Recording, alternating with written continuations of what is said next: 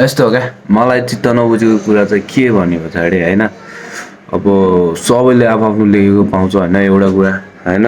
like जे जे लेखेको छ त्यही नै पाउने हो ठुलो कुरा नै है अनि के भयो भने पछाडि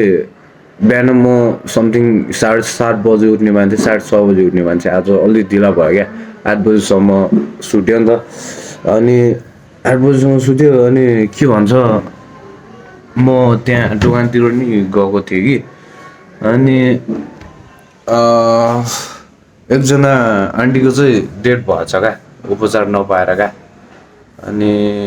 कुरा के आइरहेको थियो भने पछाडि लाइक छोराछोरीले हेरेन होइन अनि उसले चाहिँ अर्काको भाँडा माझेर कपडा धोएर होइन लाइक पालिरहेको थियो अरे क्या छोराछोरी लाइक अहिले उनीहरू गरी खाने भइसक्यो अरे क्या अनि एउटा कुरा चाहिँ म के भन्छु भने पछाडि होइन यो समाजको पछाडि चाहिँ जान्न म होइन जे पनि भन्छ सानो कुरा ठुलो बनाउँछ अब उनीहरूले त जस्ट देखेको कुरा गर्ने हो नि त लाइक उनीहरूको भित्रको बोकाइ चाहिँ के छ त्यो कसैले थाहा हुन्न नि त लाइक आफूलाई बाहेक अरू बाहिरकोलाई होइन अनि यति सुझाव मात्र गर्न आएको कि तिमीहरू एटलिस्ट त्यहाँनिर भएकै छैनस् भने गफ नगर क्या पब्लिक म चाहिँ त्यो भन्छु क्या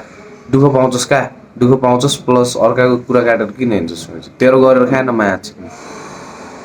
छैन म चाहिँ अर्काको किन सुनाइरहेको छस् उनीहरूले नि गर्ने ठाउँमा गइहाल्ला नि त लाइक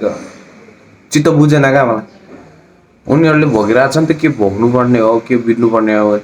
उनीहरूको नि आफूलाई जन्म दिएको आमा बित्या यार उनीहरूले सक्दो त गरिहाल्ला नि त एटलिस्ट पैसा भएन होइन लाइक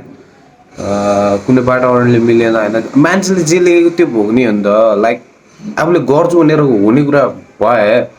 अहिलेसम्म मान्छेहरू कहाँसम्म पुगिसक्यो केसम्म गरिसक्यो क्या त्यो कुरा चाहिँ याद राख्या पब्लिक त मुद्देहरू होइन